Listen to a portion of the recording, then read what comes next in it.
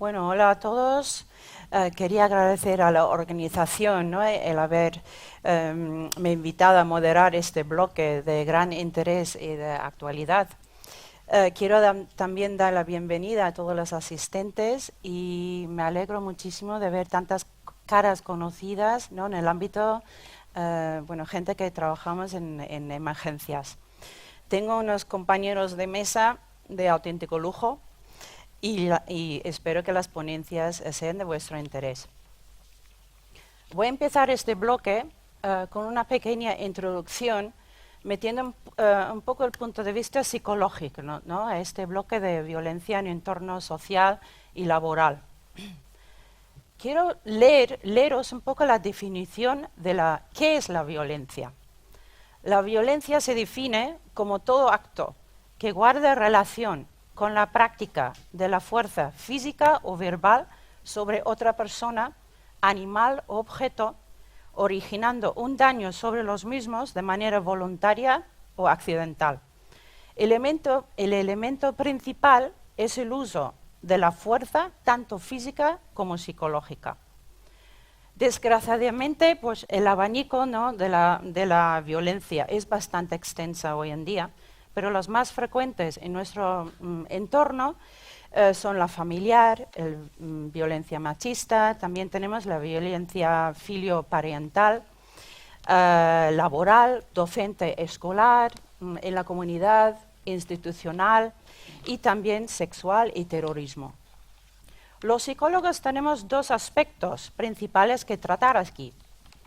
Las consecuencias de las víctimas, que podemos resumir más o menos en los síntomas, en los signos y las secuelas de un trauma psicológico. Pero también tenemos que mirar el análisis de la causa de las agresiones y tratar también al agresor. Os invito a hacer una reflexión. ¿Qué está pasando en la sociedad? ¿Por qué hay tanta violencia? ¿La causa es la sociedad? Pues hay muchas insatisfacciones, frustraciones, cultura muy consumista, películas y videojuegos como cargadas de violencia. ¿Falla la educación? ¿Cuánto influye la estructura familiar? Hay muchas familias desestructuradas, horarios laborales bastante inflexibles. ¿Qué está ocurriendo también con el descreimiento, ¿no?, en la figura de poder? Tenemos varios políticos, bueno, además acabamos de votar, el rol de la familia, maestros, profesores, médicos, intervenientes sanitarios y de emergencias, y también las figuras de autoridad. Pero a mí me gustaría analizar qué perfil tienen estas personas violentas.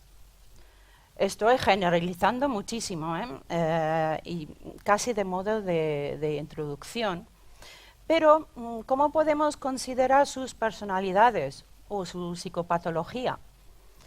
Vemos que tienden a ser algo más impulsivos, no controlan sus emociones y actúan sin pensar en las consecuencias de sus actos, ¿no? Tienden a... hay mucha depresión que en la sociedad, en nuestro entorno, está bastante infradiagnosticada y hay que tener mucho cuidado porque hay mucha gente que está sin diagnosticar de una depresión y por ello sin tratar. Otra característica es la baja autoestima, ¿no?, esta imagen muy negativa de sí mismo. Suelen tener también una personalidad bastante paranoica, que todo el mundo está en contra de ellos.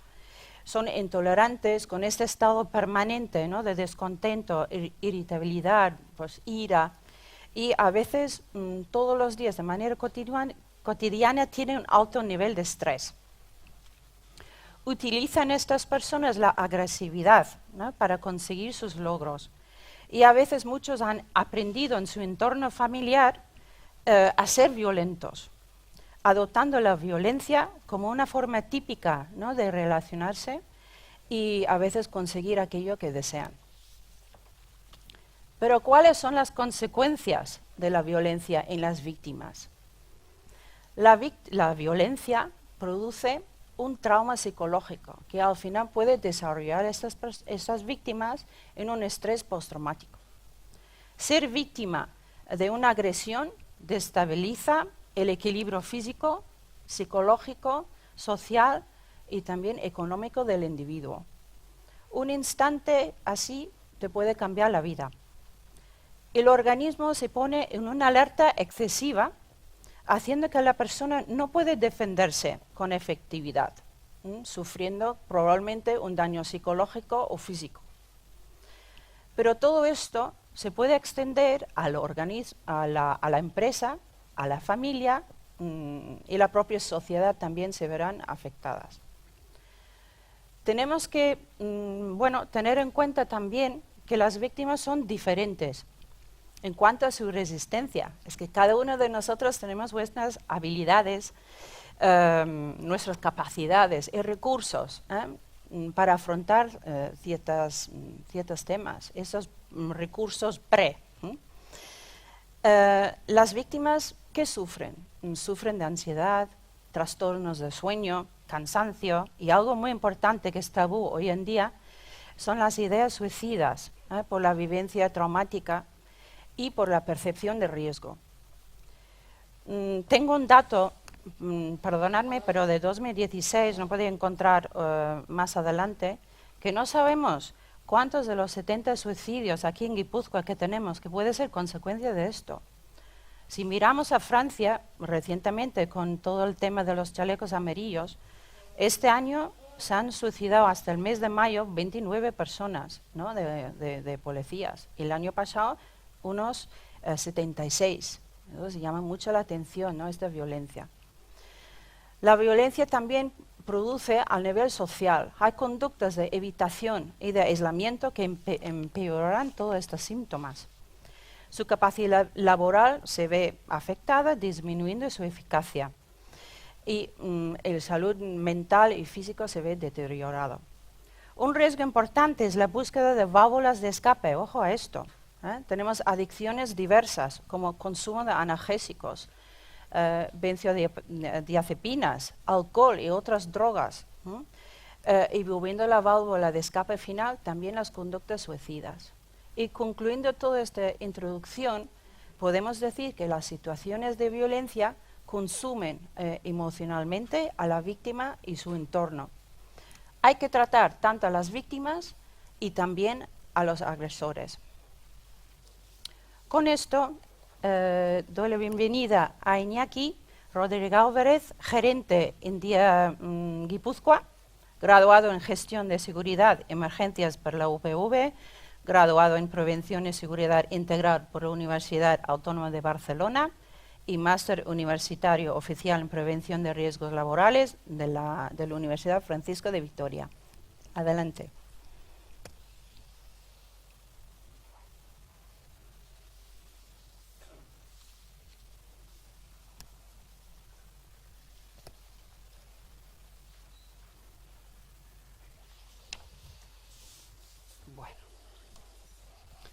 ¿Me oís? Sí, está conectado. Vale, ok. Muy bien, muchas gracias, Sonia, por la introducción. Gracias a los presentes por estar aquí, pasando este rato con nosotros, y a los organizadores por la invitación para dirigiros estas palabras. Cuando al principio contactó conmigo la organización, me dijo: Iñaki, ¿podemos hablar un poquito de los riesgos que existen entre el personal de emergencias en este mundillo tan peculiar nuestro? Y yo dije: sí, correcto. Pues podemos hacer un poquito un repaso y aportar algunas medidas, algunas sugerencias.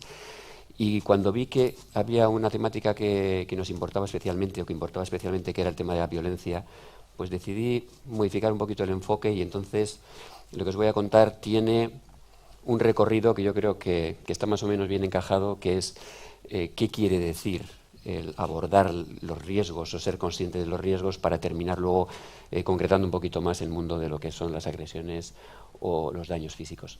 La primera referencia que nos tiene que venir a la cabeza, o primer marco que surge cuando uno habla en este país de prevención de riesgos o de riesgos, pues es una ley que tenemos, ¿no?, que es bastante viejilla, pero bueno, todavía está por ahí dando guerra, la Ley de Prevención de Riesgos Laborales del 95, que lo importante es que nos concierne a todos, empresas y usuarios. usuarios en el sentido de trabajadores, que es lo que pone, o personal, que es lo que pone en la diapositiva, pero que da igual si uno está cobrando por hacer lo que hace o no está cobrando por hacer lo que hace. Del momento en que está haciendo algún tipo de actividad, pues está concernido también por ser parte de involucrarse en el problema y solucionarlo, ¿vale?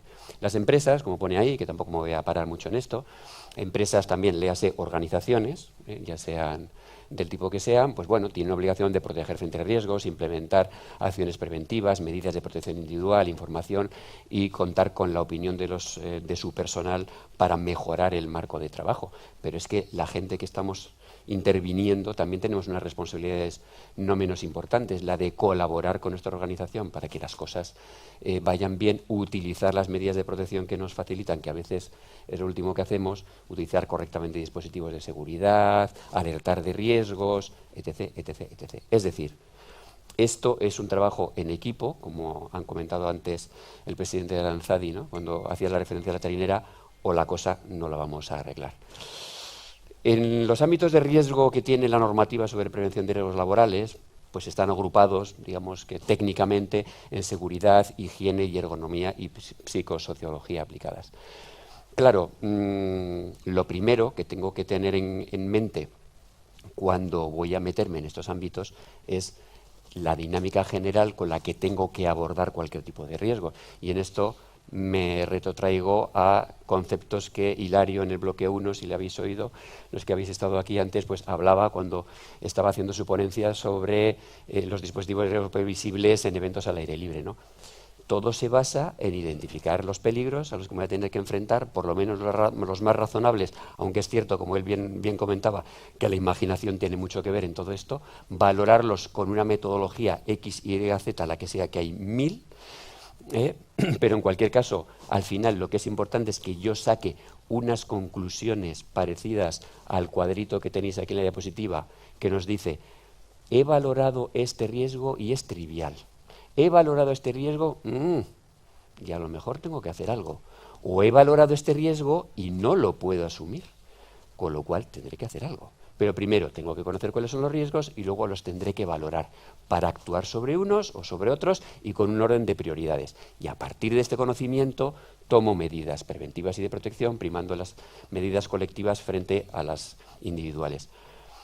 ¿Cuáles son los riesgos a los que estamos más expuestos el personal del ámbito de las emergencias? Hombre, pues es complicado, a lo mejor según las peculiaridades de lo que hace un servicio u otro pueden variar, aunque afortunadamente yo domino más el ámbito de lo sanitario, de la asistencia sanitaria extrahospitalaria urgente, porque es donde me muevo a diario, y afortunadamente puedo tener o puedo encontrar documentación de referencia, estudios de gente que se ha preocupado un poquito.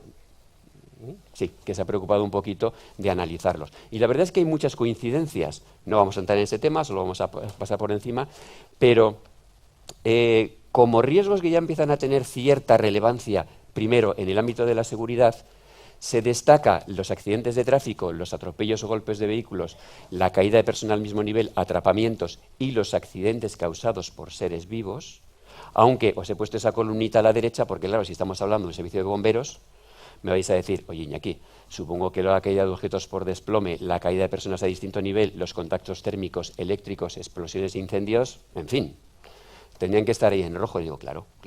Yo conozco más el ámbito de lo sanitario, pero entiendo que cada uno tiene que hacer análisis para su servicio y que no tenemos por qué coincidir. Nos pasa lo mismo en ámbitos como la higiene o la ergonomía y la psicosociología.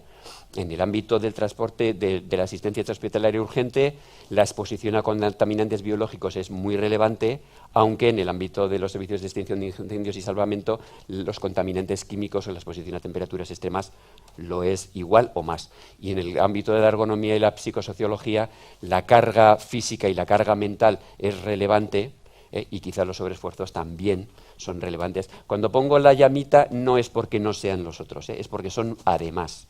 Entonces, vemos que hay una serie de riesgos que seguramente, si estamos en este mundillo de la emergencia, los tenemos encima de la mesa. Y desde luego lo que no podemos hacer en ningún lado es mirar para otro lado, ni nosotros como intervinientes, ni nuestra organización. Tenemos que entender que somos parte de un sistema que, como vuelvo al ejemplo de la trainera, que va a funcionar si lo trabajamos desde todas las perspectivas, desde los de arriba y los de abajo, pero que en cualquier caso se mueva dentro de estos famosos ciclos del perfeccionamiento continuo que habréis visto en 1000 ámbitos, ¿no?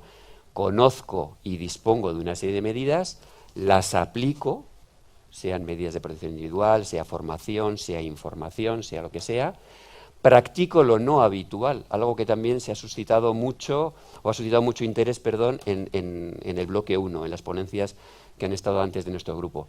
Practicar, porque claro, lógicamente habrá riesgos a los que no me voy a enfrentar todos los días, y como decía Hilario también, jugamos como entrenamos, y también, como decía Pedro Anuto, el director de Atención de Emergencias y Meteorología del Gobierno Vasco, del que he sido alumno en muchas clases, él decía, cuando llega una emergencia, y más no se cansa de repetirlo, cuando llega una emergencia, no es cuestión de practicar a ver qué hacemos, sino es cuestión de hacer lo que hemos practicado. No lo decía con esas palabras, pero esa era la idea. Es decir, no nos podemos poner a inventar las cosas. En el momento en el que ocurre una emergencia, lo interesante es tenerlas ya previstas y practicarlas antes. Con lo cual, practicar lo no habitual es importante, controlar si lo que estamos haciendo es eficaz y proponer mejoras. Y vuelta a empezar. Esto lo habéis visto 1000 veces. ¿Qué medidas, después de hacer este ejercicio, qué medidas se repiten mucho cuando ves, hablas con gente que se mueve en este ámbito y ves literatura relativa a las buenas prácticas, ¿no?, sobre el personal interviniente? Pues en el ámbito de la seguridad se habla mucho, se insiste mucho en la conveniencia de protocolos y prácticas de seguridad vial, de conducción de vehículos de urgencia, ropa y calzado de seguridad, mantenimiento adecuado de medios y equipos, formación básica en extinción de incendios. Claro, que me perdonen los bomberos porque eso creo que ya lo tienen, pero los que no estamos en esa pelea es muy importante. Protocolo de actuación ante amenazas físicas, protocolo, luego volveremos sobre esto. Y nociones básicas de defensa personal, a más. No me voy a poner cabezón diciendo esto es interesante, un sí o no, o sea, un sí o sí. No, pero creo que hay mucha gente que está empezando a decir, a lo mejor hay que ser un poquito sensibles a este tema. En el ámbito de la higiene, EPIs específicos. Higiene, estamos hablando, por ejemplo, de contaminantes químicos o biológicos, como hemos hablado antes. Pues bueno, a lo mejor no es algo especialmente relevante todos los días, pero yo me acuerdo las alertas que hemos tenido en los últimos años, que si el ébola, que si la gripe aviar, que si la gripe no sé qué, y ya sabéis el revuelo que ha generado. Y claro, en ese momento nos ponemos todos muy nerviosos y enseñamos a poner el buzo y a quitarlo y cómo se desecha y cómo no sé qué. Luego se nos olvida porque ya pasó la crisis, entonces, pues hasta la siguiente, ¿no? Entonces, volvemos al entrenamiento, pero es importante tener esos medios, protocolos de actuación específicos, vacunación preventiva, y en el ámbito de la ergonomía y de la psicosociología, formación sobre el manejo de cargas, y unos aspectos ya que tienen más que ver con cómo afrontamos como intervinientes la tarea que nos toca hacer, hilando también un poquito con conceptos que os ha comentado antes Sonia, que son formación en técnicas de relajación, en gestión de conflictos y sesiones de debriefing para intentar descargar un poquito la componente emocional que puede tener nuestro trabajo. Obviamente, luego hay una parte, no es un riesgo, pero es una medida, es la cuarta pata de la prevención de riesgos laborales, que es la medicina y vigilancia de la salud. O sea, hay que preocuparse. Y lo citaba antes Fernando cuando hablaba del premio que acabamos de dar. A veces no hemos sido demasiado conscientes del campo de juego en el que jugábamos, y eso nos ha hecho pagar un precio muy alto en algunas ocasiones. Es decir, que esta cuarta parte, que ya es más preventiva que un esquema de riesgo, es decir, tener cuidado de nuestro personal, seamos, vuelvo a hacer el paréntesis, seamos una ONG o seamos un servicio profesional del tipo que sea, en el que intervienen medidas como la formación en primeros auxilios, controles periódicos de salud y una actividad ajustada a cada persona. Al final no todos valemos para todas las cosas, entonces hay momentos en los que a lo mejor, pues yo qué sé, una persona que está embarazada, pues a lo mejor hay que apartar unas funciones y asignarle otras. Una persona que es especialmente sensible a determinado tipo de productos o dinámicas, o porque tiene la espalda tal, pues habrá que intentar buscar otras ocupaciones, ¿de acuerdo? Entonces, hay una serie de medidas que no podemos obviar porque son importantes para que todo funcione. Y si recordáis, dentro de la primera pata que decía, la de seguridad, la última línea que ponía agresiones causadas por personas físicas, pues a día de hoy merece una reflexión especial. Y merece una reflexión especial porque, como ponía el título de la ponencia, ¿no?, ¿esto es esporádico o esto ya tenemos que empezar a tenerlo un poquito más en cuenta? Yo he vivido una época, yo conozco el ámbito de las instituciones hospitalarias urgentes del año 82, y antes comentaba, digo, yo he conocido épocas de mucha conflictividad social en la que no teníamos ninguna incidencia, y en los últimos 10 años tengo incidencias todos los años. Entonces, posiblemente algo esté cambiando. No tengo la bola de cristal y no os voy a decir cuál es o qué es lo que está cambiando, porque creo que todavía ni lo tenemos muy claro, pero yo creo que algo está cambiando. Estas noticias que he cogido así para preparar la presentación, muy recientes, que no son solo del País Vasco y que podía haber cogido de cualquier parte del mundo, agrede al personal sanitario de ambulancia y agrede a un agente de la Ertzaintza en Bolueta, tal, personal, pum, pum, de 061. Esto es tristemente de rabiosa actualidad. O sea, esto se está viendo cada vez más. Si vamos a buscar cifras, que tampoco hay muchas, porque os tengo que reconocer que no se publican demasiados estudios de las agresiones que estamos sufriendo el personal de intervención en el ámbito de la emergencia, pues encontramos referencias, pero para asegurar que esto no es algo que ocurra en el País Vasco, ni en España, ni en Europa. O sea, está ocurriendo a nivel global. 2006, 6% del personal de atención primaria del Servicio de Salud de Gran Bretaña refería haber sufrido una agresión física, el 21% haber sido intimidado. 2012, 34,5% del personal del SUMA había sido objeto de una agresión física, 75,3% amenazas, 76,4% insultos. 2014, 2.600 paramédicos americanos agredidos, según un dato de la Administración Americana de los Servicios de Fuego, de Bomberos. Dato publicado en marzo de 2019 del Consejo General de Colegios Oficiales de Médicos, cerradas las estadísticas de 2018. 490 agresiones a profesionales de la medicina, no ya en el ámbito específico de la urgencia extrahospitalaria, ¿eh? Dato del Colegio General de Enfermería de España del año 2017. 1.593 enfermeros y enfermeras agredidos, 184 en el País Vasco. Tampoco me estoy limitando al ámbito de la urgencia hospitalaria, ¿eh? Aquí, aunque sí que es cierto que refieren que el porcentaje es mucho más alto en intervención primaria, en servicio de atención primaria. En fin, yo creo que, y si podríamos haber seguido, ¿eh? Yo creo que la cosa está clara. En cuanto a las causas, es lo que todavía creo que hay que investigar, como decía Sonia, ¿eh? Yo creo que todavía tenemos que darle vueltas.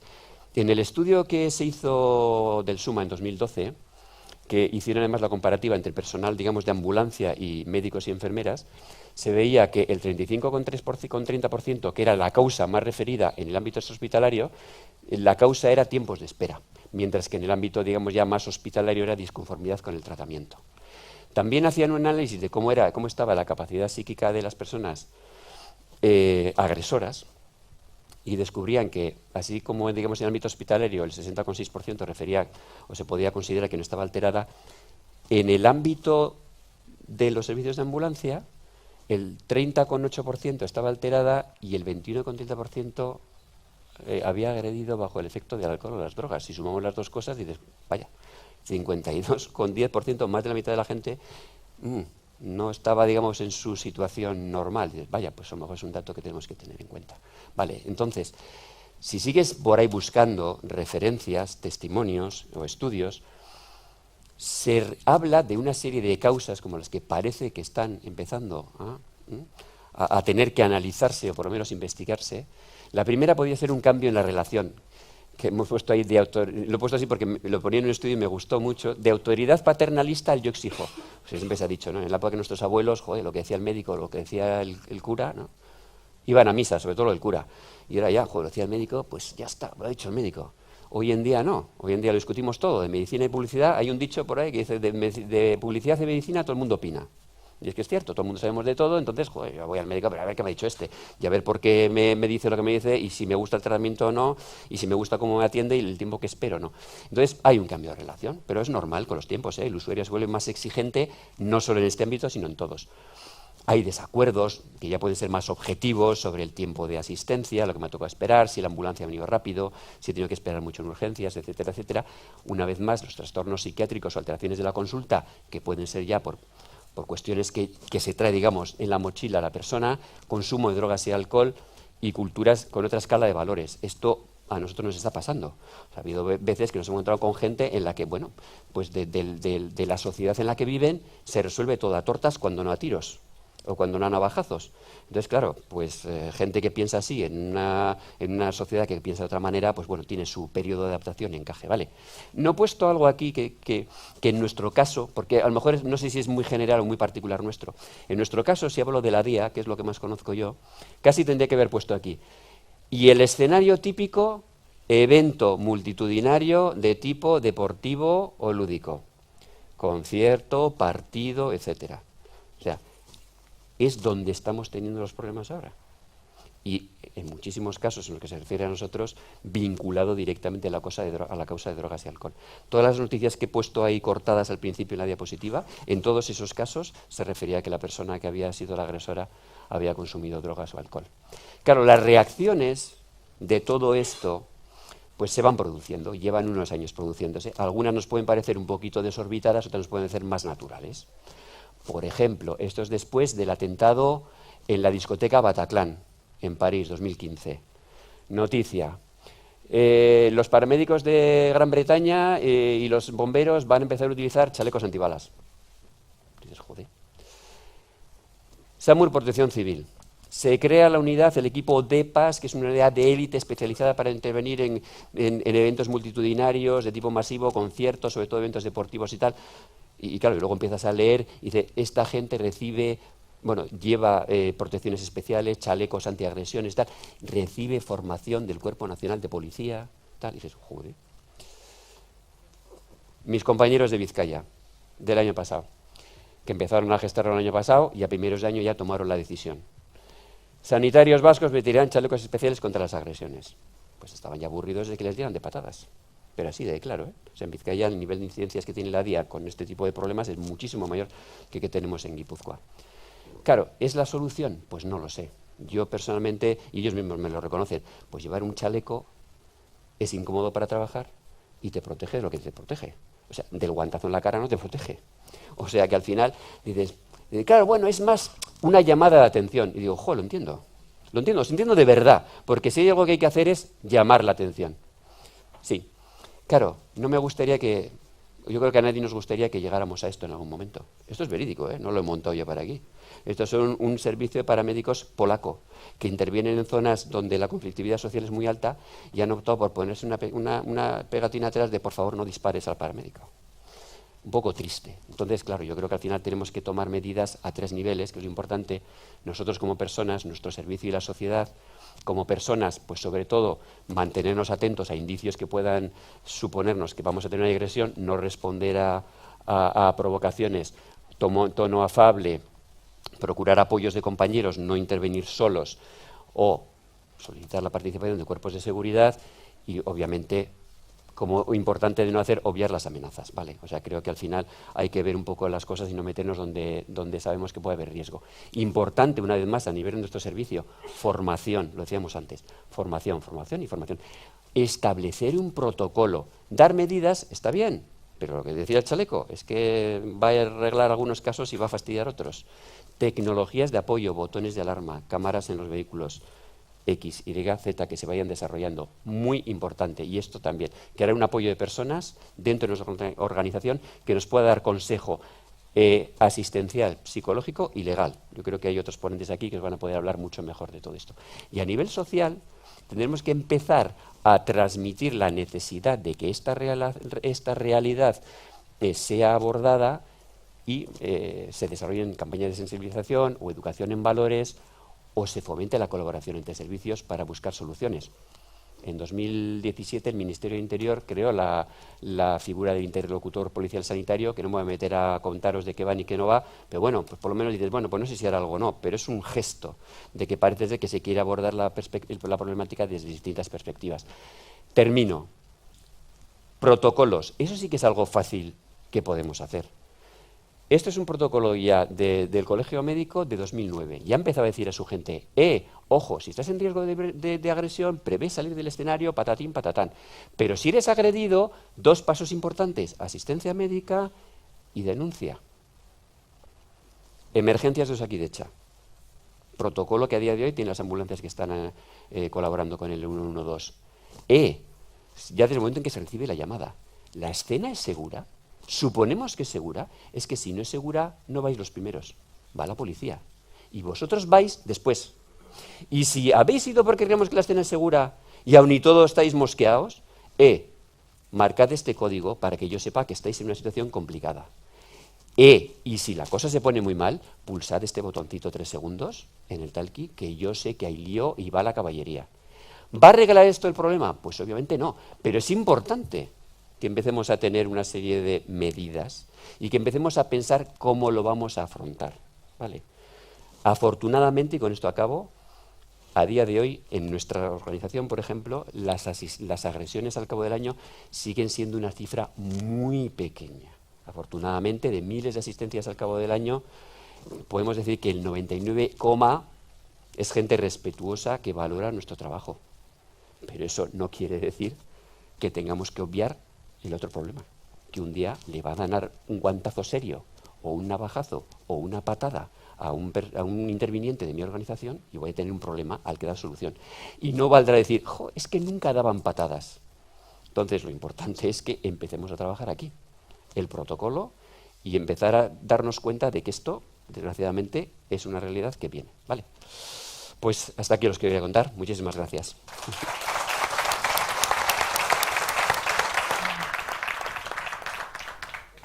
Pues muchas gracias, Iñaki, ¿no?, por tu ponencia tan interesante sobre el personal de emergencias agredido. Bueno, ahora tengo el honor también de presentar a el doctor David del Valle, médico forense experto en traumatología y profesor asociado de medicina legal y forense de la UPV, jefe del servicio de clínico forense y responsable del Instituto Vasco de Medicina Legal en Guipúzcoa, y tiene una dilatada experiencia de muchos años como forense. Nos va a hablar sobre agresiones urbanas, evolución en el contexto social y actual. Adelante, David. Bueno, en primer lugar, gracias a la organización por contar también con nosotros y que podamos trasladar un poco nuestros datos y nuestros conocimientos al respecto.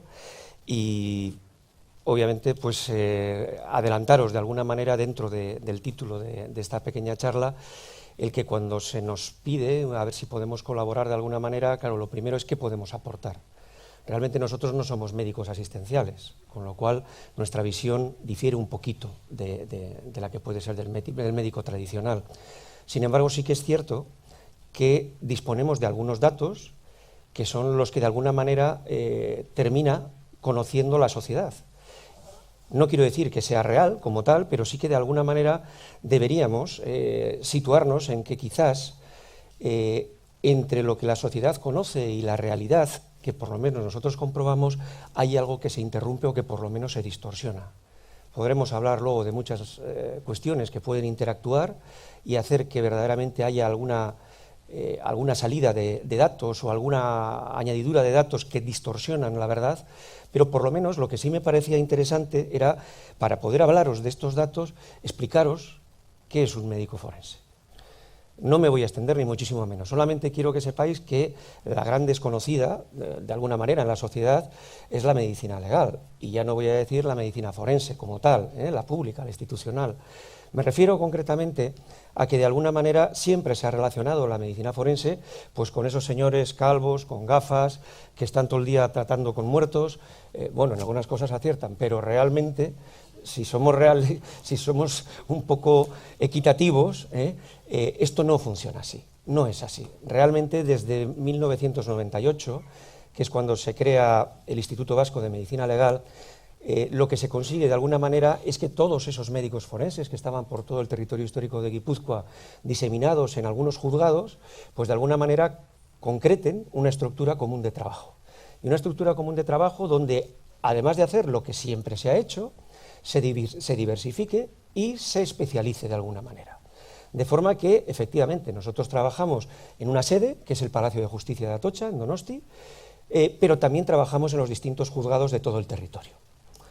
Es por ello que quizás llega el momento de establecer bien claro que hay diferencias de trabajo dentro de los forenses y efectivamente hay algunos que dentro de su especialización se dedican a lo que son las autopsias y por lo tanto a la investigación con cadáveres y con restos cadavéricos, pero también es cierto que hay otra parte, que es lo que nosotros llamamos el servicio de clínica forense, cuyas investigaciones se centran en sujetos vivos. Por eso, quizás lo más sencillo es definir el médico forense pues, como un médico que trabaja, que auxilia a la justicia en aquello que la propia justicia le plantea. ¿Desde dónde? Pues desde los juzgados, desde los tribunales, desde las fiscalías, incluso desde el propio registro civil. Y que como además nos dedicamos exclusivamente a esto, no tenemos ninguna otra actuación que suponga una remuneración económica añadida, pues hombre, se nos reconocen de alguna manera cierta independencia en nuestro trabajo, el cual pues sí, intentamos hacerlo lo mejor posible y bajo criterios científicos. Pero resumiendo, y termino ya con esto, ¿qué hace un médico forense de los que investiga con sujetos vivos? Pues como os pongo, fundamentalmente hace peritaciones en algunas ocasiones programadas, que les piden los juzgados, pero también en otras ocasiones peritaciones urgentes, durante una guardia de trabajo en la que hay que ver rápidamente a una persona. ¿Para qué? Pues para llevar el control de las lesiones que tiene, valorar las lesiones que tiene y ver lo que va a suponer en el tiempo esas lesiones. Por eso, durante mucho tiempo, en ocasiones, vemos a personas, pues igual varios años, de forma periódica, mensualmente o bimensualmente.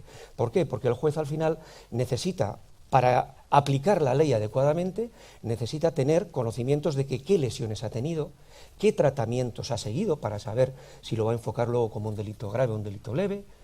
Va a necesitar saber qué secuelas le quedan a esa persona o qué necesidades va a tener desde el punto de vista familiar, social o incluso afectación laboral. Bien, no me quiero extender más con respecto a lo que es la figura del médico forense, pero sí que a partir de ese contexto, desde esa visión, podamos interpretar entre todos los datos que os voy a trasladar. En primer lugar, como conceptos generales tendríamos que dividir, si yo voy a hablar de las agresiones, ¿cómo las puedo separar? ¿Cómo puedo hacer grandes bloques de agresiones? Hay algunas que ya tienen una legislación específica, con lo cual, además, viene recogido y está protegida de un sistema jurídico especial, más de lo que es el propio que plantea el Código Penal. Estamos hablando de la violencia de género, estamos hablando de la violencia doméstica, intrafamiliar, pero sí que es cierto que existen otras dos bloques de agresiones que quizás son, uno, el que más sacude socialmente, mentalmente a la sociedad, y otro, el que aunque se conoce menos o se le deja pasar, es el más frecuente.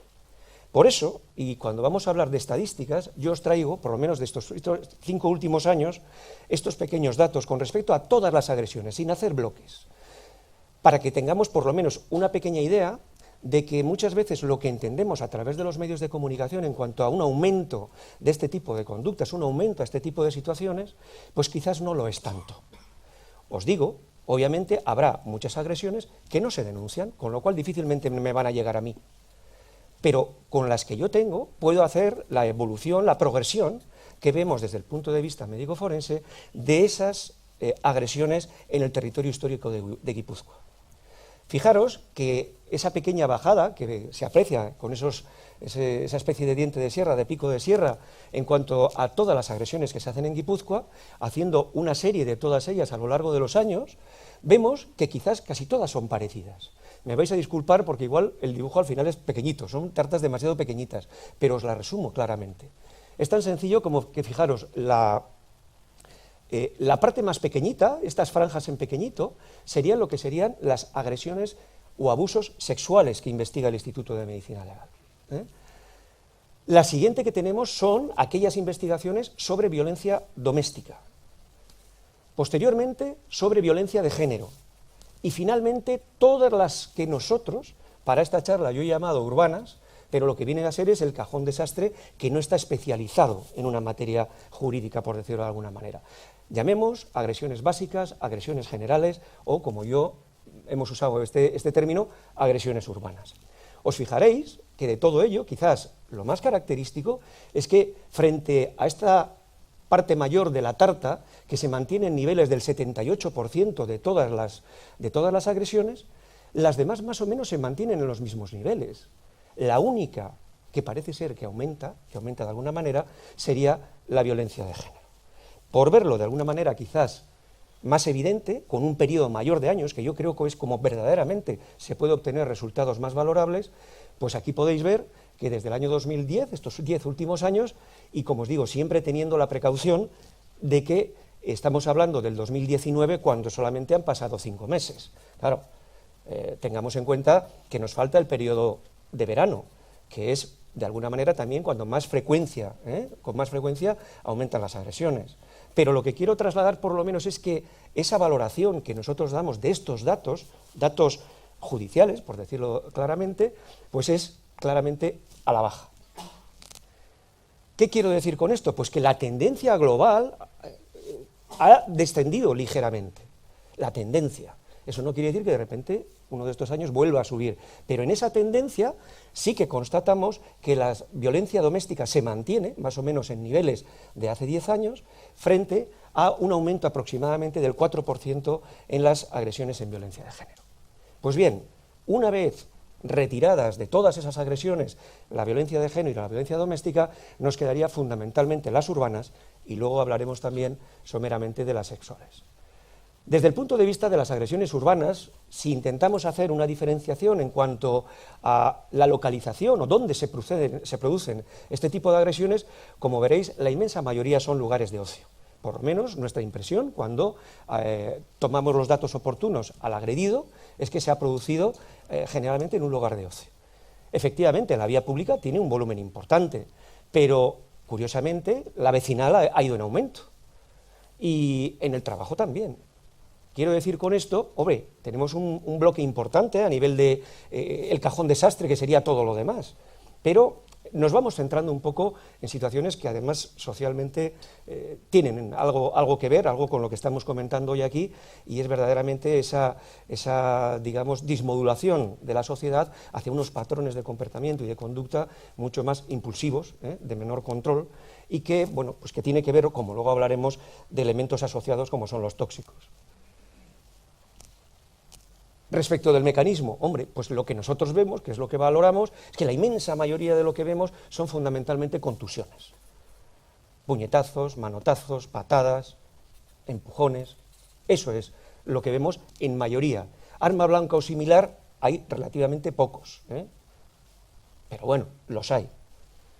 Productos químicos, pues sí, de vez en cuando los tenemos. Arma de fuego, arma de aire comprimido, pues sí, también. Y curiosamente, como veis, todo tipo de cuestiones asociadas, pues que lo ves en el día a día de la consulta, ¿no? Es decir, ¿con qué frecuencia la agresión se produce tirándole uno al otro el móvil? Pues es muy frecuente. O los paraguazos, el tirón de pelo, pues sí, claro, pero ahí no es un tirón de pelo normalito, es que hay tirones de pelo que dejan unas calvas muy importantes. Entonces, bueno, pues de alguna manera esto es lo que vemos cuando hablamos de agresiones urbanas. Y entre todo ello, entre todas estas cosas que podemos valorar, la inmensa mayoría es cierto. Y desde aquí intentar trasladar cierta tranquilidad, digamos, a la sociedad en este sentido. Lo que más vemos habitualmente son estas cosas que vemos aquí. Hematomas, equimosis, que son hematomas más pequeñitos, con menor inflamación, erosiones, heridas, lesiones dentarias, alguna alopecia, alguna calva, o cuadros musculares, esguinces, contracturas. Eso es lo que habitualmente vemos en las agresiones. Ahora, es cierto, en algunas ocasiones, desgraciadamente, tenemos las lesiones graves y, como recientemente hemos conocido, con resultado de muerte incluso. Pero no es lo normal en absoluto, en absoluto. La estadística que se maneja con respecto a lesiones graves que pongan en compromiso la vida del sujeto es mínima. Y deberíamos, por lo menos, trasladar esa idea a la sociedad de que, efectivamente, de vez en cuando ocurren situaciones indeseables, pero que verdaderamente es más frecuente que la lesión sea menor que sea mayor. Fijaros, esta sería exclusivamente esas agresiones que os digo yo, que venimos a llamar urbanas, y que desde el 2015, si nos fijamos, ha ido progresivamente bajando a niveles pues de, como os digo, con la precaución del 2019, pero fijaros, del año 2015-2007 a 1.746. Hombre, es un volumen importante, es un volumen importante. Y esto sería con esa valoración de los 10 años. Fijaros también lo que sería la línea de tendencia desde el 2010 hasta el 2019, toda esa evolución. Me diréis, ya, pues en donde yo trabajo, pues parece que hay más. Bueno, pues efectivamente puede haber más, no lo voy a cuestionar, estaría bueno. Lo que ocurre es que, como siempre, en las agresiones, tenemos esa imagen, que por cierto aparece luego del iceberg. Es decir, una cosa es lo que tenemos conocimiento y otra cosa es lo que haya por debajo. Eso es quizás lo importante. Por eso, en referencia a estas agresiones urbanas, lo único que podemos decir desde nuestra óptica es que parece que hay una tendencia al descenso en Guipúzcoa de este tipo de agresiones, que en la última década ha descendido un 33%, lo cual es un descenso algo más que considerable, y que pendiente de que cómo se computan al final los datos de este año, pues parece que en la interanual del año pasado a este se estaría estabilizando, no habría esa tendencia tan rápida hacia la disminución. Pero bueno, lo siguiente que desde luego tendríamos que hablar, quizás por esa importancia que desde el punto de vista social adquiere, es sobre los delitos contra la libertad e indemnidad sexual. Es muy fácil hablar de agresiones sexuales. Permitirme, yo creo que es un gran error en el que todos deberíamos intentar actuar. No podemos hablar de agresiones sexuales sin más. Hay agresiones sexuales, hay abusos sexuales, hay otro tipo de delitos dentro de esos capítulos del Código Penal, y el problema, cuando todos hablamos de lo mismo, sin tener en cuenta que pueden ser cosas muy distintas, verdaderamente podemos crear una buena alarma social.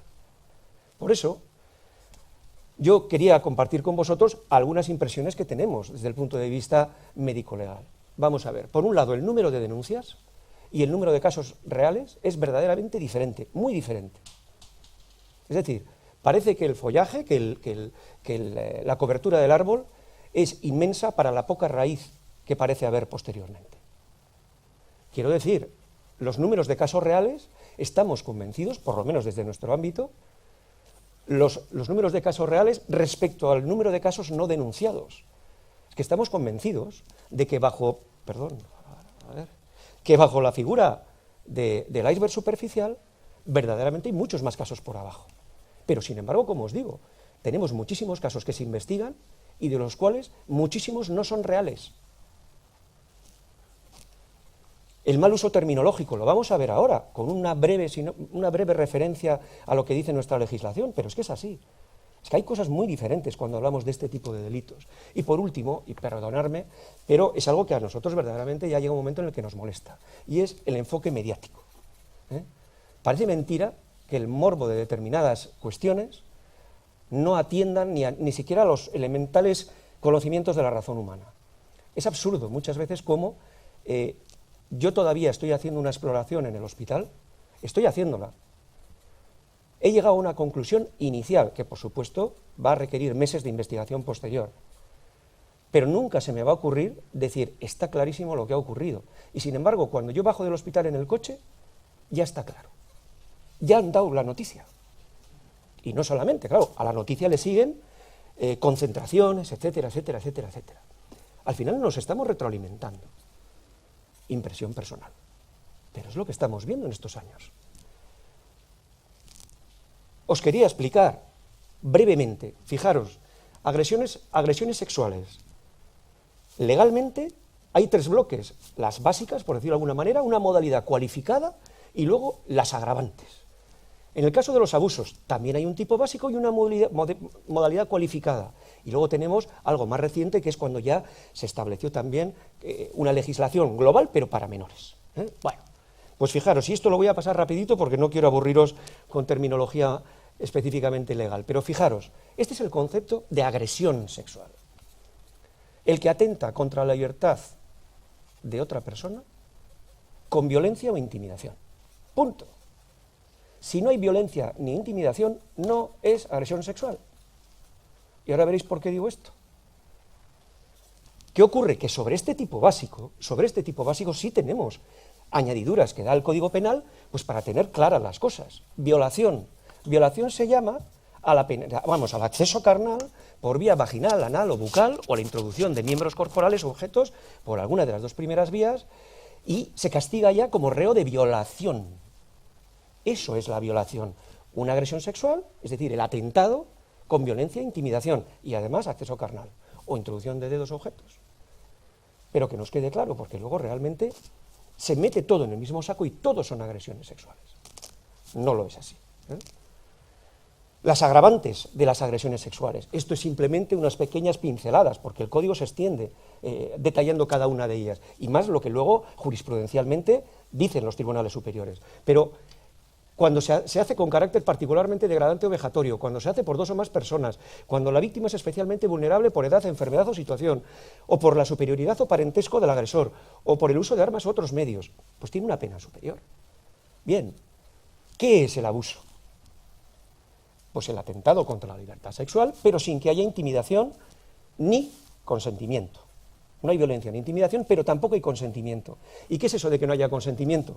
Pues que una persona puede estar privada de sentido, o puede tener un trastorno mental, o de la que se anula su voluntad mediante fármacos o drogas, o por una situación de superioridad.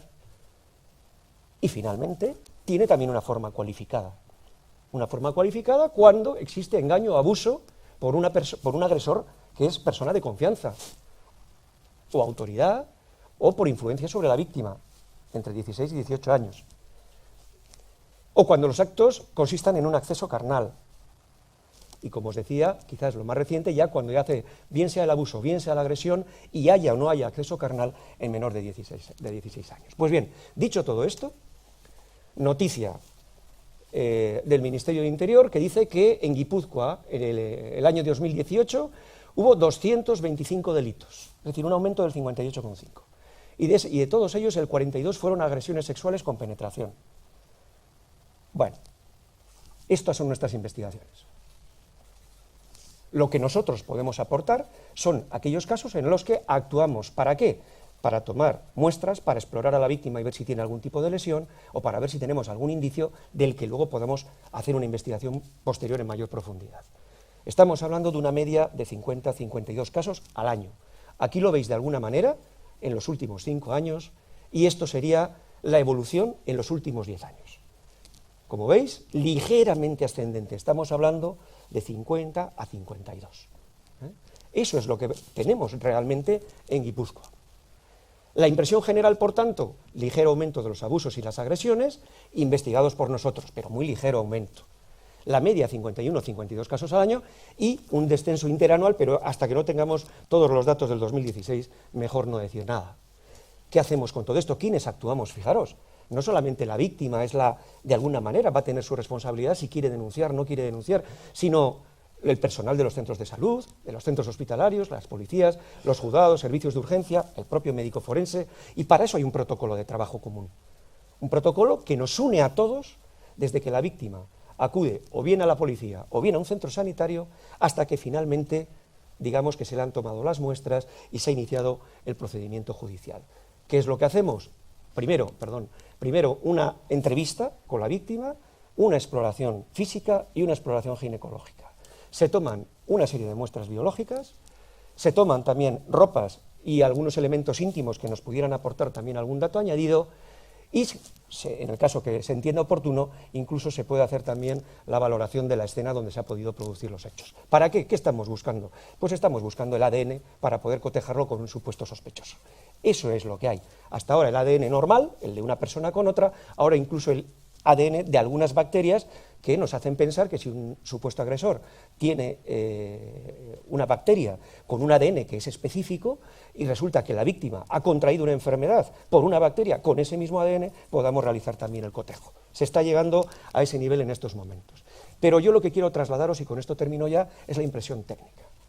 Por un lado, esa distorsión que os digo entre los casos reales y los investigados. Hay mucha diferencia. Y me diréis, ¿cuál? ¿Por qué? ¿Cuál es la causa? Hombre, pues supongo que hay muchas razones, pero fijaros, a nosotros nos sorprende de entrada esto que veis aquí, la tendencia asumida a investigaciones sin criterios reales de que el hecho ha sucedido. ¿Por qué? ¿Qué os estoy intentando decir con esto? Nosotros ya prácticamente, cuando subimos al hospital, vamos bajo el concepto de que el problema es que la víctima no recuerda qué ha ocurrido. Punto. No se ha planteado el que haya habido una supuesta agresión, abuso. Es que no me acuerdo. Yo desde las 3 de la mañana hasta las 6 no recuerdo lo que ha ocurrido. Y añadido a eso va el siguiente concepto que os pongo. Creo que socialmente tenemos un problema. Y cuesta mucho decirlo, parece ser, porque hay instituciones que yo creo que deberían decirlo y en alto además. Y tenemos un problema toxicológico. Hay un consumo social abusivo, que en muchas ocasiones es además de tipo politóxico. cada vez tenemos en estas víctimas unos niveles de alcohol, de speed y de cocaína mayores y más frecuentes y más diversificados. Y al final nos estamos encontrando en que muchas de esas situaciones que investigamos realmente no es que haya habido como tal ese delito, sino que verdaderamente ha habido un consumo que ha sido lo que ha hecho perder de alguna manera la conciencia y la memoria de lo que ha ocurrido. En todo caso, para tranquilidad de todos, se investigan todas de la misma manera. Hay un sistema protocolizado de investigación desde el punto de vista médico-forense, desde la primera hasta la última. Y es lo único que os podemos trasladar. Permitidme, por eso os digo, intentar trasladar un poquito de tranquilidad con unos datos que ya os digo, son los que nosotros manejamos respecto de lo que se nos pide. Así que muchas gracias a todos y hasta la siguiente.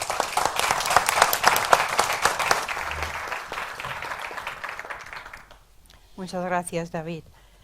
Ahora pasamos al siguiente ponente, Jon Pellejero, el asesor jurídico del Colegio de Médicos de Guipúzcoa, responsable en el Colegio de Médicos de todos los temas relacionados con las amenazas, agresiones a médicos y médicas. Está habilitado como mediador.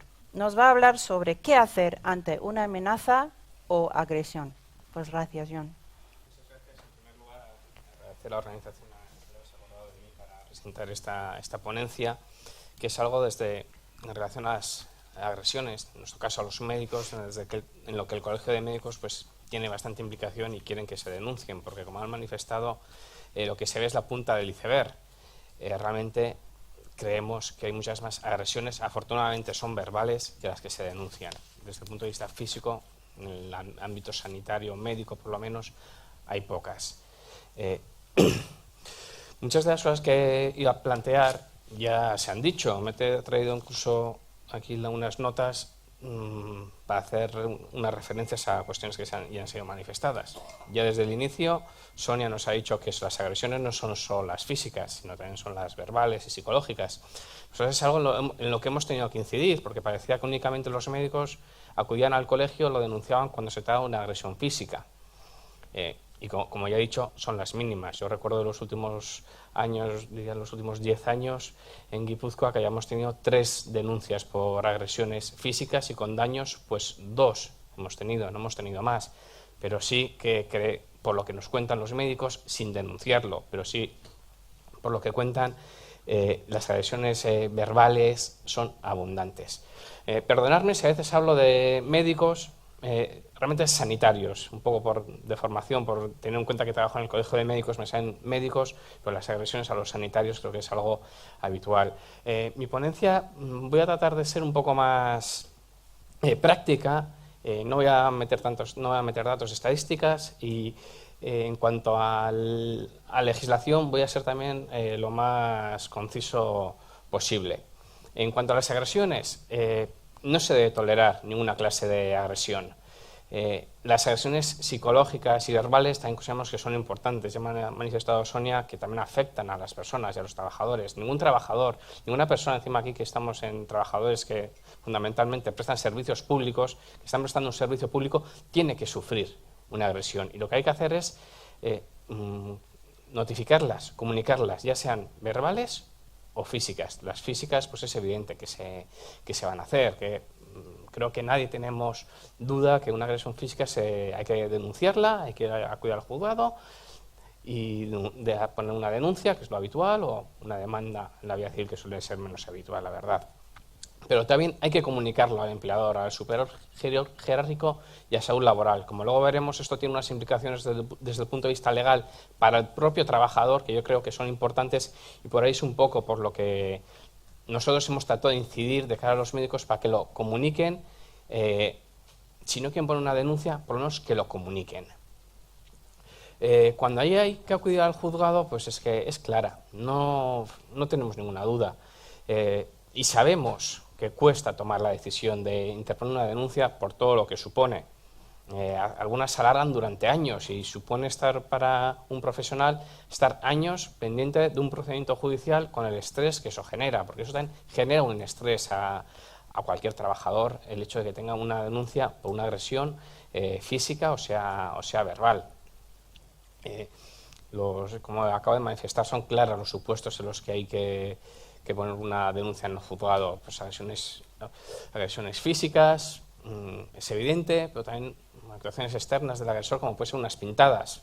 Esto es algo que ha ocurrido y actualmente hay un procedimiento por un tema de unas pintadas contra una profesional sanitaria que se denunció y que tuvimos que acudir directamente a la Ertzaina, y afortunadamente ahí tuvimos la suerte de que una persona fue de noche, llamó a la policía cuando el agresor en este caso estaba realizando las pintadas y se pudo identificar. Si no, hubiese sido más complicada la identificación del mismo. Eso es en el juzgado, poner la denuncia, pero lo que para mí considero que es imprescindible es comunicarlo al empleador, ya sea al superior jerárquico o en salud laboral. Llaman, no sé, me parece que ha sido en la primera ponencia cuando se ha puesto un protocolo del Colegio de Médicos de cómo actuar ante las agresiones. Al final lo que tenemos que dar es facilidades. Nosotros que hemos hecho, sabemos que los médicos no van a ir a ese protocolo, no van a acudir porque sabemos la práctica, cuál es la práctica habitual. Hemos creado nosotros una línea, un correo electrónico en la página web, que se pueden meter en la página web, ponen su número de colegiado y nos notifican una agresión directamente y me acude a mí directamente sin que pase por nadie del colegio. Y yo lo primero que hago cuando llega cualquier denuncia, da igual lo que sea, aunque sea poco, aunque sea mucho, es ponerme en contacto con el médico. Porque hemos dicho, los médicos al final no se envían ese protocolo, que es lo que hay que hacer. Lo que hemos tratado de facilitarlo, que se pongan en contacto con el colegio y luego una vez que se han puesto en contacto con nosotros, que se ponen en contacto directamente conmigo, se toman las decisiones oportunas. Y la primera siempre suele ser comunicar al empleador. Luego ya decidiremos si se pone la denuncia. No hay que hacerlo en el momento, se puede hacer, pero no hay que hacerlo en el momento, hay unos tiempos, pero lo que no se puede perder ningún instante, en mi opinión, es en comunicarlo al empleador. ¿Por qué hay que hacer esto? Porque y esto ha pasado. Si luego se produce una agresión a este trabajador fuera del trabajo y fuera del horario del trabajo, para que sea considerado accidente de trabajo, como luego veremos, se tienen que dar una serie de circunstancias. Pues el hecho de haberlo comunicado, de haberlo puesto en comunicación de salud laboral o del superior jerárquico que ha tenido lugar un incidente, va a ayudar a que luego eso se pueda considerar un accidente de trabajo. Y también para que se tomen medidas por el empleador. Porque no solo se trata que haya tenido luego una amenaza, una agresión, sino que luego el empleador también deberá tomar medidas para que esas amenazas, igual de esa misma persona, no se prolonguen en el tiempo o no acudan otra vez. En el caso de los médicos, pues probablemente esa persona va a acudir nuevamente al médico por algún motivo. Pues habrá que poner medios para que no sea ese médico el que le vea y también probablemente no, en mi opinión, habrá que hacerlo siempre si le va a haber otro médico, que ese médico nunca esté solo, que esté acompañado. Y esos son medios que va a tener que poner el empleador. Al final se arreglan entre ellos, pero lo ideal sería que existiese una orden expresa que ese paciente no se viese de forma individual, sola, por nadie. Las consecuencias legales de unas agresiones, ya sean físicas o verbales, pues son conocidas. Creo que ni me voy a extender mucho en las mismas porque son las típicas y las que más conocemos todos, de lesiones, amenazas, calumnias, injurias, que se recogen en estos artículos del Código Penal. Luego existe la responsabilidad civil, que será del propio agresor, como es normal, una responsabilidad civil derivada del delito, del artículo 109, y luego, aunque se puede hacer un ejercicio de reserva de las acciones civiles. Luego también eso no significa que pueda existir una responsabilidad civil de un tercero, ya sea de los padres del menor, del empleador, y cuando hablamos del empleador no debemos olvidar que siempre existe la posibilidad de ejercer la acción directa contra el seguro. Aquí no lo hemos hecho nunca, pero sé que en Vizcaya, el Colegio de Médicos de Vizcaya sí que han interpuesto una denuncia, una demanda en la vía civil, ejerciendo la acción directa contra el seguro de la administración, porque no había tomado las medidas adecuadas para proteger al trabajador. Y luego la indemnización, aunque luego me extendré un poquito más respecto a la misma, pues creo que sea conocido por todos el baremo de accidentes de circulación que se aplica de forma analógica para todos estos casos. Si me voy a centrar un poquito más, tener en cuenta que estamos con agentes y bomberos, que al final tienen condición de funcionario público en muchos casos, que ocurre también con los médicos, en el atentado a la autoridad pública, que se recoge en el artículo 550 del Código Penal. Hubo un cambio de ley, aquí os he puesto la actual, aquí está era hasta 2015, y luego aquí está la nueva redacción, la que es la actual, con los cambios que han tenido lugar.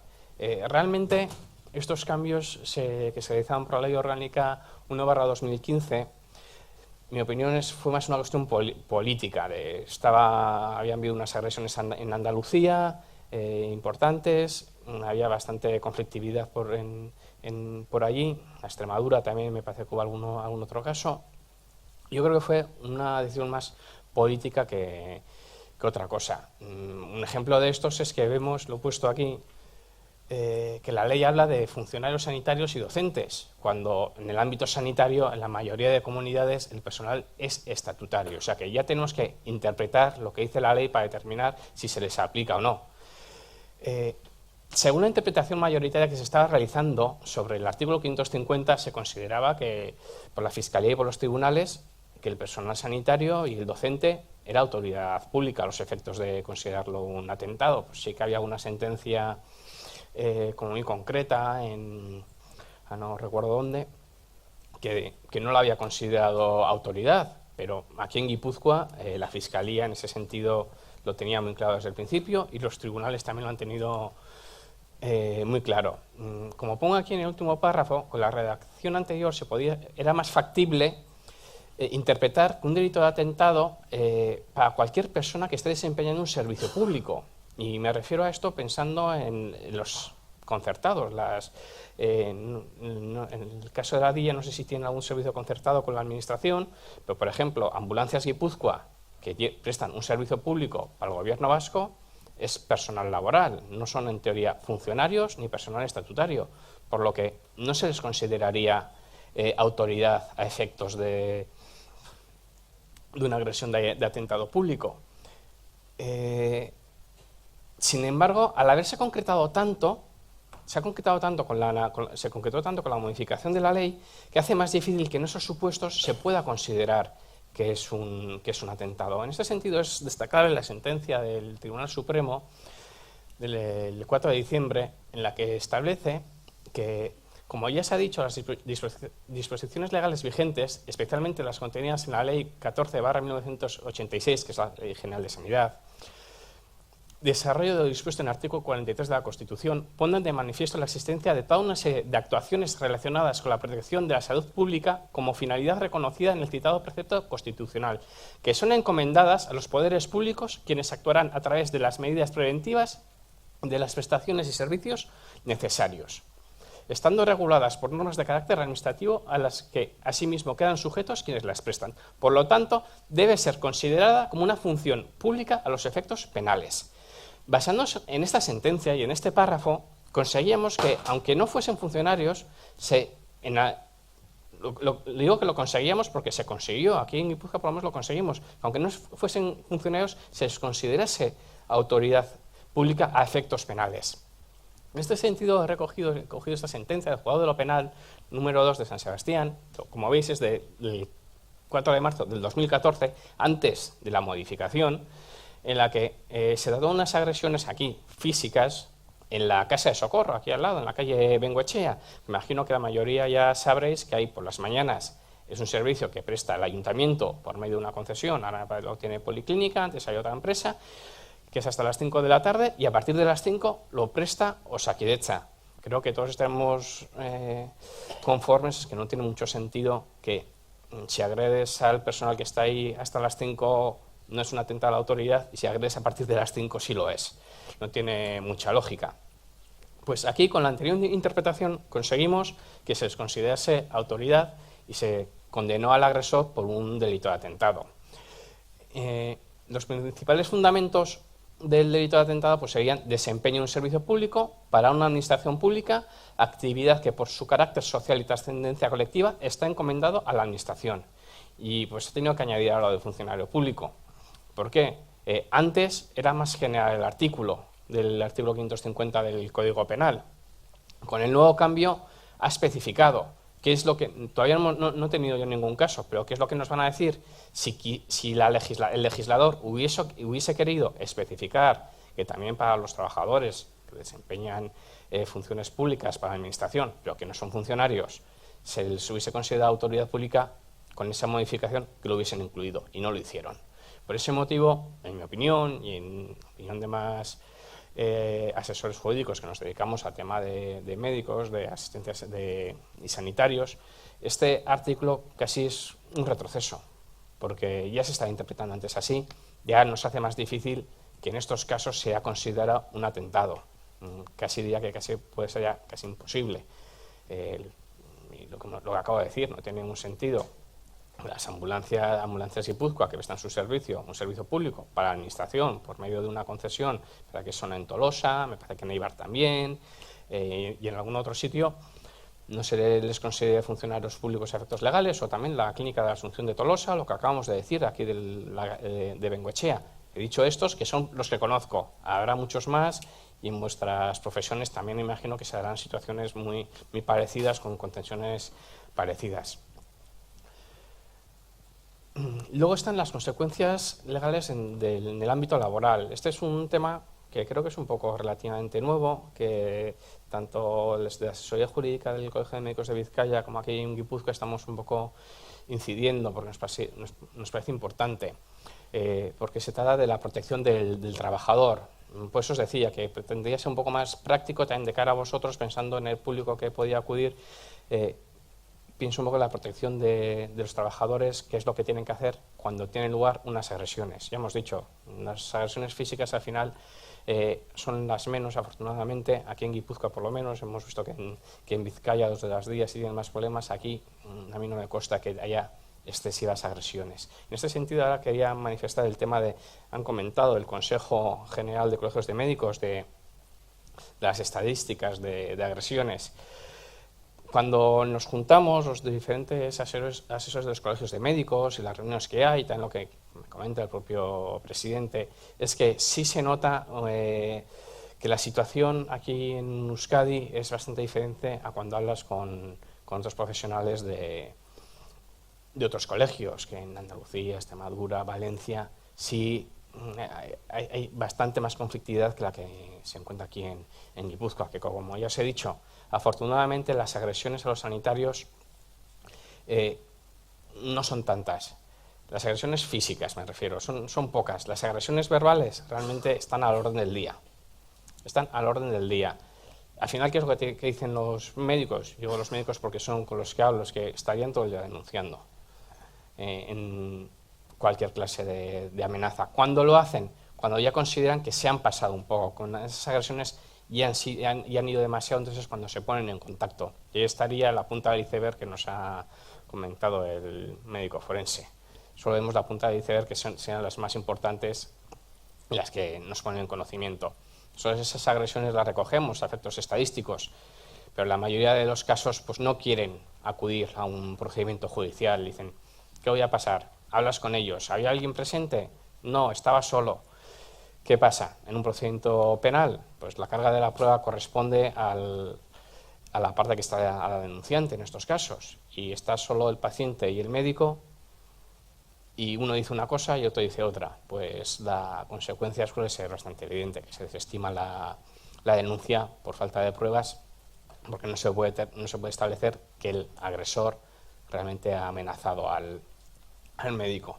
Pero eso no significa que no se da a comunicar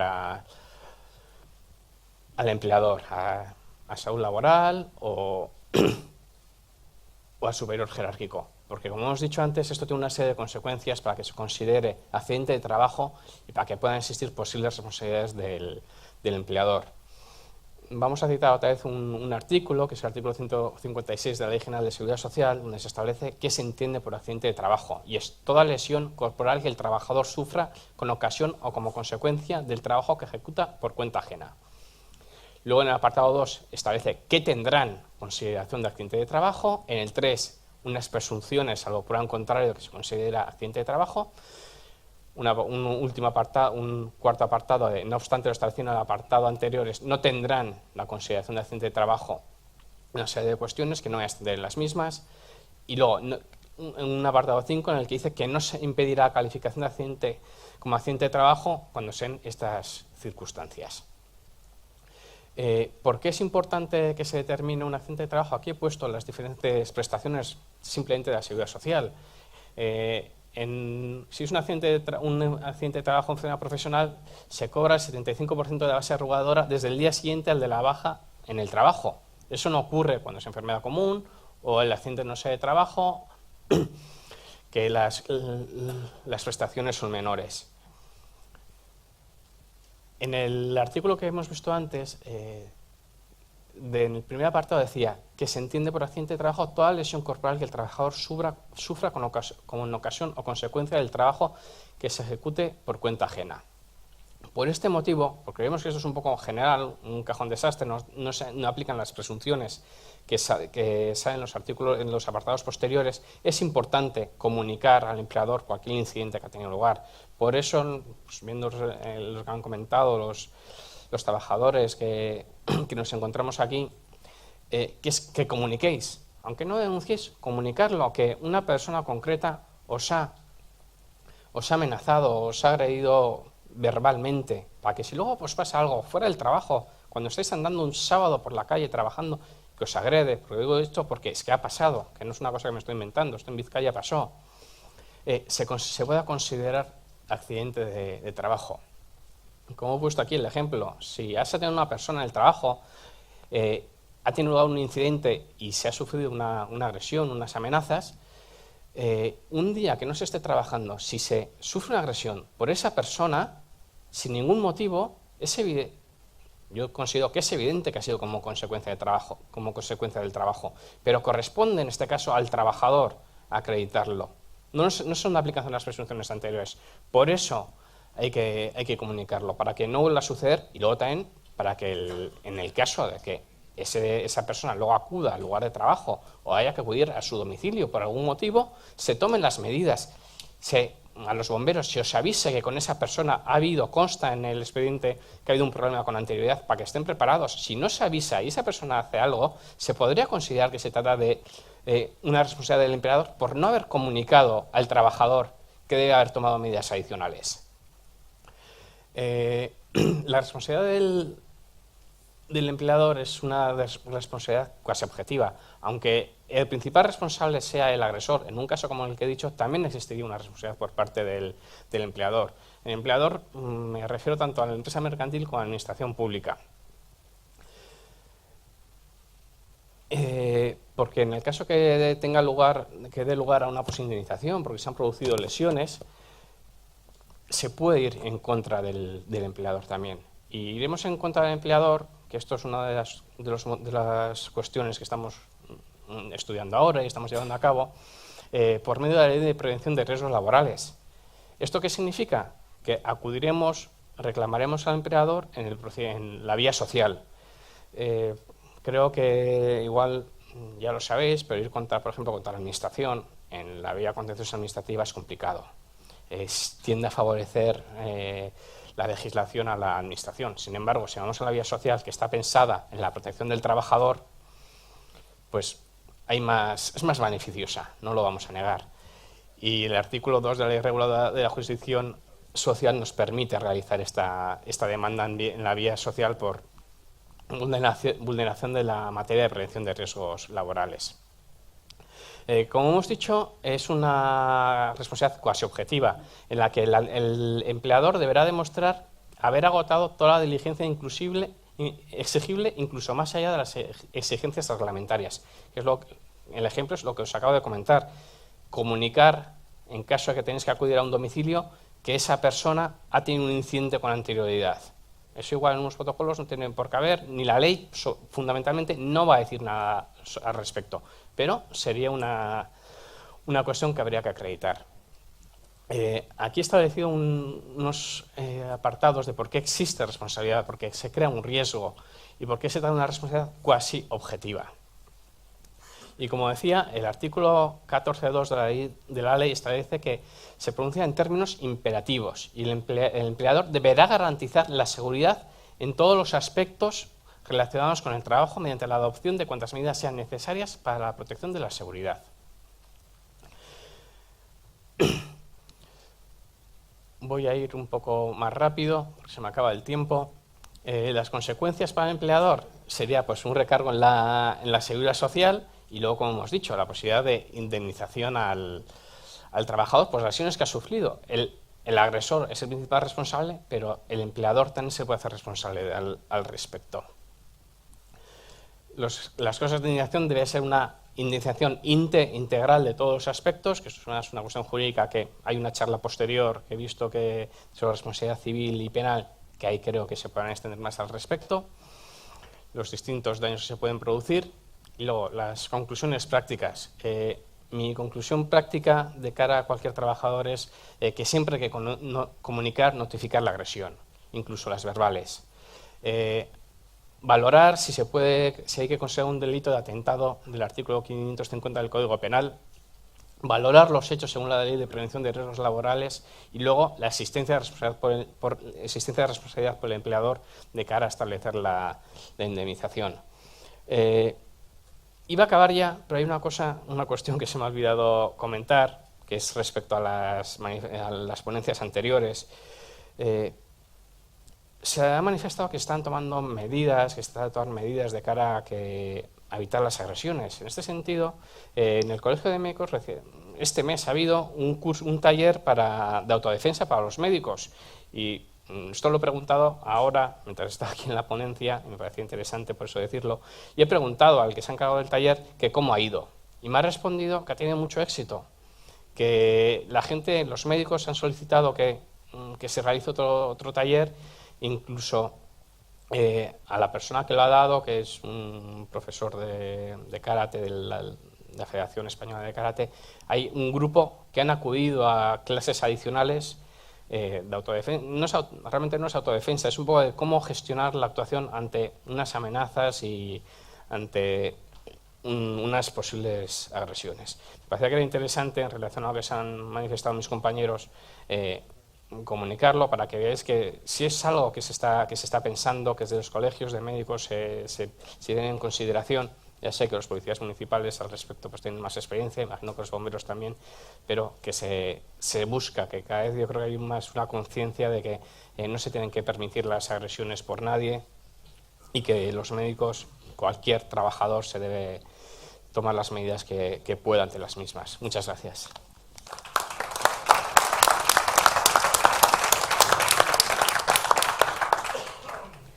Pues muchas gracias, John. Ahora vamos a abrir un poco el tiempo para comentarios y tal. Yo sí me plantearía, ¿no?, con 3 cosas recogidas. Debemos de tratar también a la sociedad, ¿no? Hay gente que no puede esperar en una sala de espera si se demora la consulta. Tanto en gesto de tóxicos, la violencia psicológica, ¿no? ¿Cómo hay tanto incremento en ese aspecto? Adelante. Esperamos las reflexiones.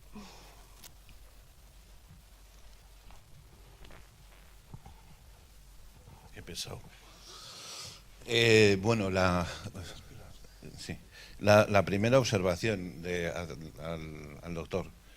1.764 en el 2019, hasta el mes que llevamos. O sea, es extrapolación, o sea, eso sería el total de... vale. Es que nos habíamos... Estábamos todos un poco pensando, el mes de mayo... Por eso ponía con precaución vale, perfecto. Los datos de solamente un cuatrimestre, porque falta el verano. Claro, y Navidades. Navidades, que el día 24 y el 31. Sí quería comentar el tema de la asistencia psicológica a los profesionales. Bueno, yo ya no me dedico a esto, pero a los profesionales, que me parece básica y que no sé en la DIA o en otros centros si se lleva a cabo. Yo cuando lo propuse en el centro que yo trabajaba, en el 112, a mí me dijeron, bueno, pues si estás loco, vete tú al psicólogo. Y dije, no. A ver, el problema está en que todos los días trabajamos en una situación de estrés muy elevada y entiendo que, como en otros sitios, pues lo necesario sería pues acudir al psicólogo. no se hizo nunca. Entonces, bueno, me gustaría saber si... Mi opinión particular es que coincide con la tuya en el sentido de que es importantísimo. Creo también que desgraciadamente es algo que queda muy bien en los papeles, pero que se tiene poco recorrido práctico. Nosotros en la DIA, a muy pequeña escala, sí que tenemos un departamento de atención al voluntariado en el que, bueno, siempre se informa a los voluntarios que está a su disposición para que por favor canalicen a través de él cualquier tipo de necesidad. Nosotros dentro de la propia organización no nos sentimos capacitados o no tenemos los recursos necesarios para prestar una atención psicológica debida al tema, pero sí que siempre hemos dicho a los voluntarios, si necesitas encaminarte hacia algún tipo de ayuda que no te pueda dar la organización, lo haremos y la organización asumirá lo que tenga que asumir porque entendemos que es lo mínimo que tenemos que hacer. También es cierto que en algunos casos hemos intentado explorar las famosas sesiones de debriefing ante determinados eventos, que realmente luego, quizá también por falta de práctica, terminas más siendo reuniones de valoración de lo que ha ocurrido, qué podríamos haber hecho o no, y que es cierto que asumo en primera persona la culpa de que quizá deberían haber tenido más recorrido, no ya en cómo podríamos haber abordado esta situación incidental, este IMV, esto tal, desde la parte operativa o de gestión, sino que deberíamos haber hecho más hincapié en el seguimiento de cómo han gestionado las personas que han intervenido el asumir pues las situaciones más o menos graves que se han enfrentado, ¿no? O sea, yo creo que tenemos que entonar, no solo nosotros, yo creo que muchos servicios tenemos que entonar el mea culpa. Y creo, pero lo mismo que te digo eso, creo que es algo que se tiene que imponer, porque puede ayudar mucho y puede ser una medida de higiene mental para todos los intervinientes. Yo quería manifestar respecto a lo que acabas de preguntar. Mi ámbito de actuación es el médico. Respecto a los médicos, existe un programa que es el PAIME, que es el programa de atención integral al médico enfermo, en el que cualquier médico que se encuentre en una situación, pues por las amenazas o por cualquier cuestión, no tiene que ser por un ámbito realmente por el trabajo, tiene la oportunidad de ir sin ningún coste para él, porque igual es por el tema al que se dirigen los médicos, que es la salud de los pacientes, pues que no se quiere que un médico que no se encuentra en condiciones psicológicas, psiquiátricas, de tratar a un paciente con alguna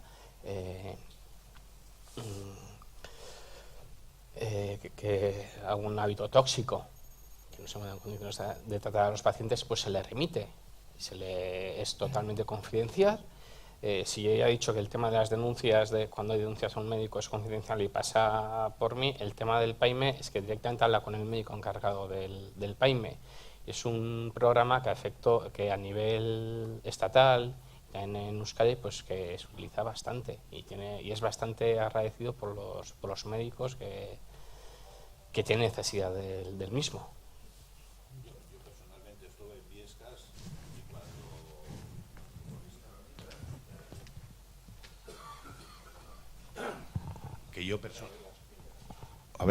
y que yo personalmente estuve en Viescas cuando las inundaciones, como buceador y demás, y yo sí que eché mucho de menos porque salimos de allí muy destrozados. Yo fui con la Cruz Roja, salimos muy destrozados emocionalmente porque volvíamos y, a ver, la imagen de todos aquellos cuerpos, y éramos muy jóvenes, o sea, quiero decir, pues nos dejó, ¿sabes?, un dolor en el corazón, aparte de... Pero bueno, también nos han tocado atentados y tampoco hemos percibido ayuda institucional. Allí sí que había un montón de psicólogos, eso es cierto. Hubo la tira. Pero luego, claro, tú a los días, sobre todo cuando ya han pasado 2 semanas o 3, es cuando te empiezas a plantear, ¿no? Porque has visto mogollón de muertos y si no estás acostumbrado, porque sí que en los accidentes, pues sí, pero no dejábamos de ser voluntarios y jóvenes. Entonces, por eso te comentaba que en muchas ocasiones nosotros también hacíamos el debriefing, pero al final nos íbamos con el aquí, y si hubiese hecho esto, pues no hubiese pasado esto otro, y si tal, pero luego al final realmente lo que estabas esperando era que alguien te dijera, no, has hecho todo lo que has podido, palmadita en la espalda, no sé, un poco más de padre, más de labor psicológica. Eso era lo que quería comentar y agradecer. No, de hecho, en Biescas empezó el grupo de intervención psicológica, ¿no?, en emergencias y catástrofes, los GIPEC, los compañeros nuestros, y empezaron a raíz de ahí, ¿no? Y como equipo, ¿no?, a nivel estatal, pues especializado, profesionalizado en temas de ese tipo, ¿no?, a todos los niveles de emergencias hasta catástrofes. Y eso es muy importante. Sí, claro.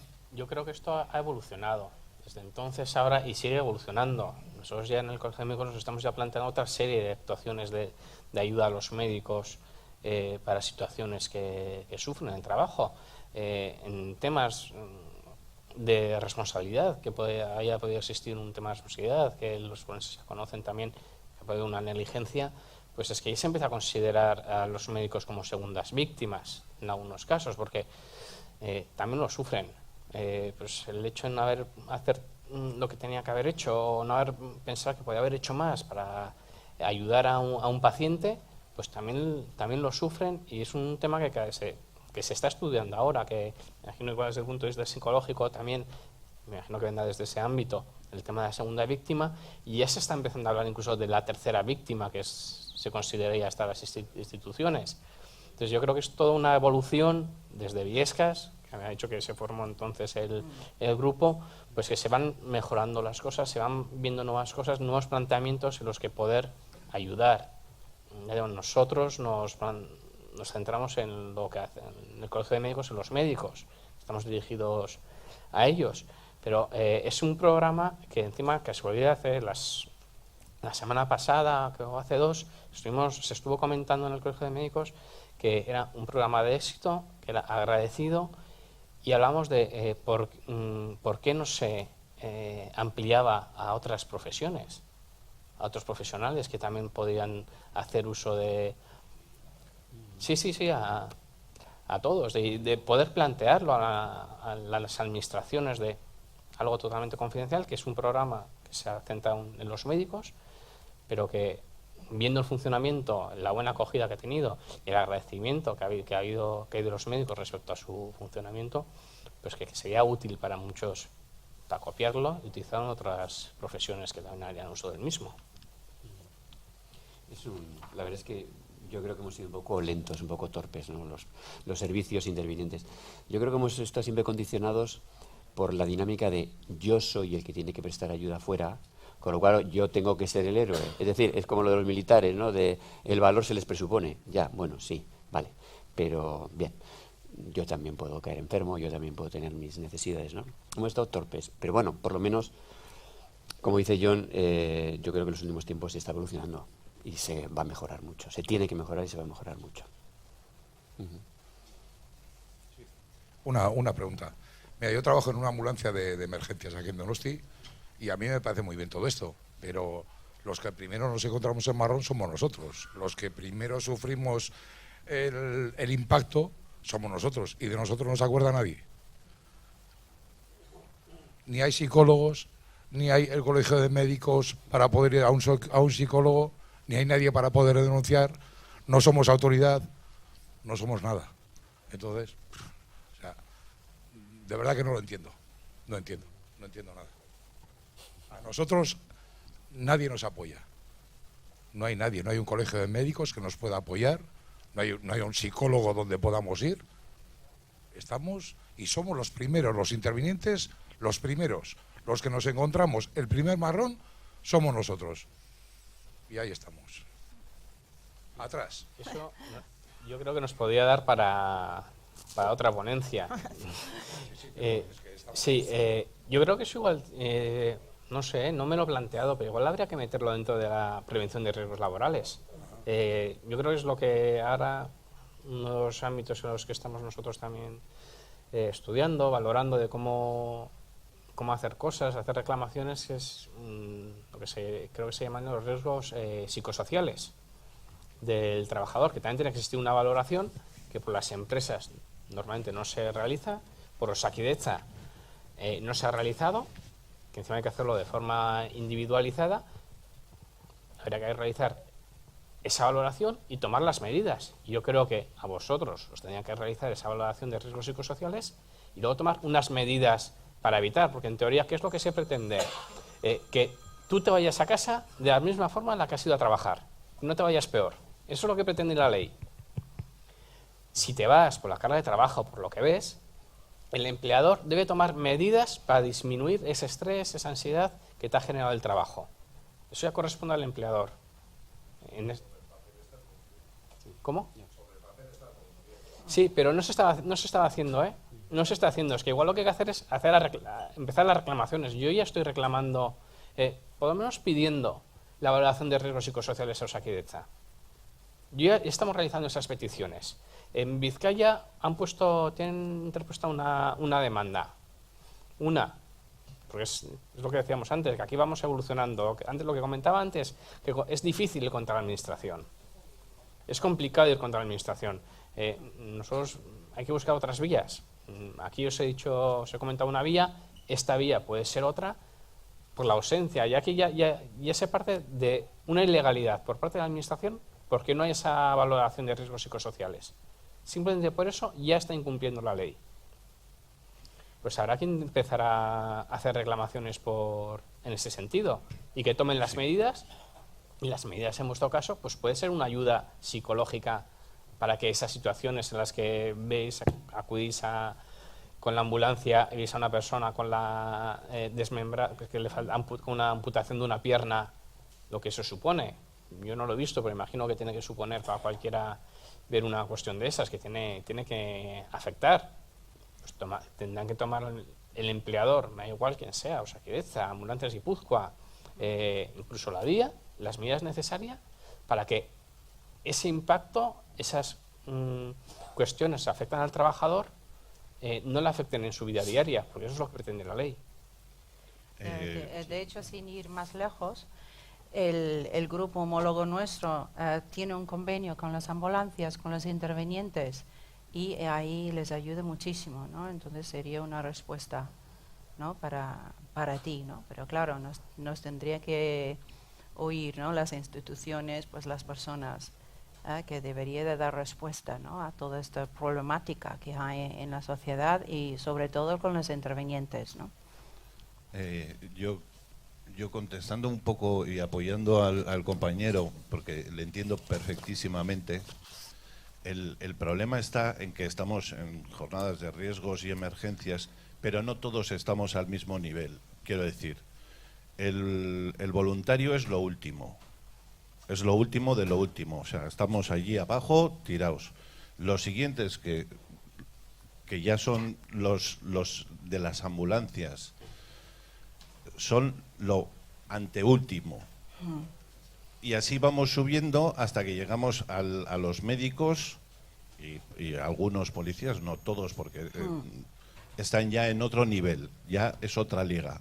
Entonces, yo lo entiendo perfectamente porque, para empezar, no hemos tenido nunca el reconocimiento social y somos los primeros, que como has dicho muy bien tú antes, te encuentras pues el brazo amputado, un tío que ha sido arrollado por un tren.